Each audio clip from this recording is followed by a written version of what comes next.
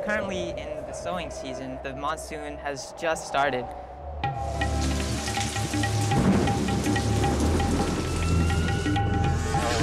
The farmers prepare their land, tilling the land with these cattle carts. What you see in the fields are the early buds of the crops after the first rains have fallen. My name is Rikin Gandhi. I'm out here in the field most of the time, out with Green Foundation. India's Green Foundation works not only to conserve, but to revive agricultural crop diversity in southern India. Its goal is to help India's local farmers become self-sufficient and sustainable.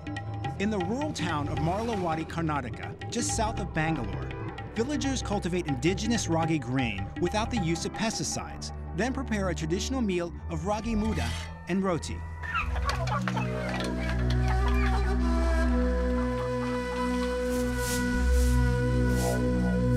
The Green Foundation is an agricultural organization that's just trying to make farmers better farmers and try to get away from external inputs to being sustainable and being on their own.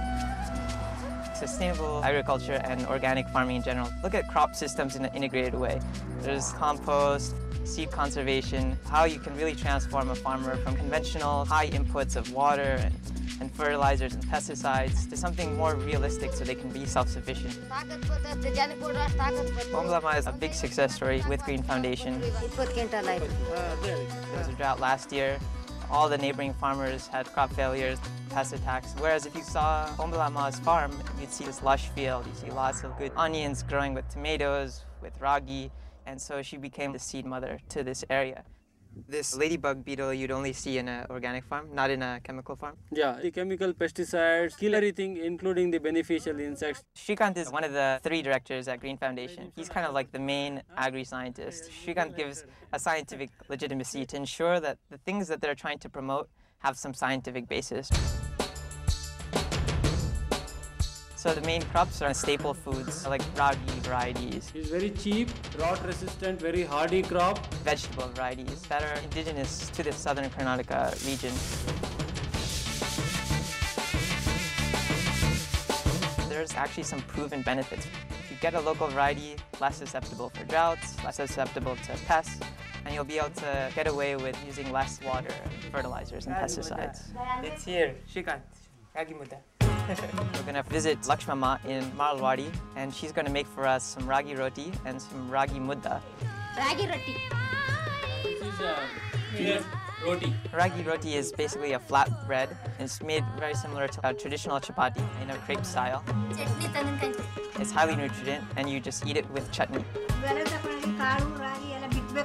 Ragi roti is basically water combined with salt, combined with ragi.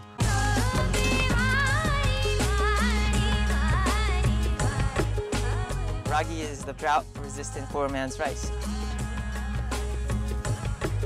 It's very high in protein and fiber.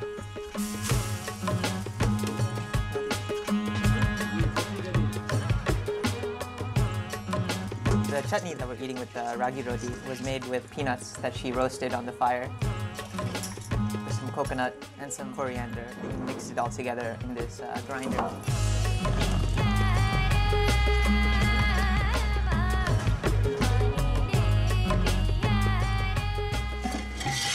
Ragi mudda is this great ball which you eat with sambar. It's essentially just ragi dough. This is ragi mudda. I think it's fantastic. It looks very bizarre. You wonder, is this edible? Is this cooked? They put in about half a liter of water into this bowl, and just before boiling, they add about 3 cups ragi flour into the boiling water.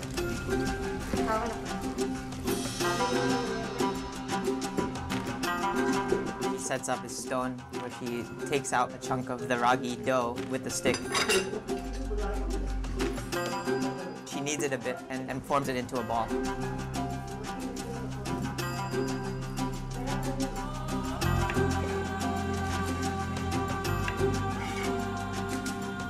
She's making this sambar called sopu saru. Sopu means leaf, and so it's a leafy soup that also includes curry leaves, amaranthus. And then there's onions and tomatoes.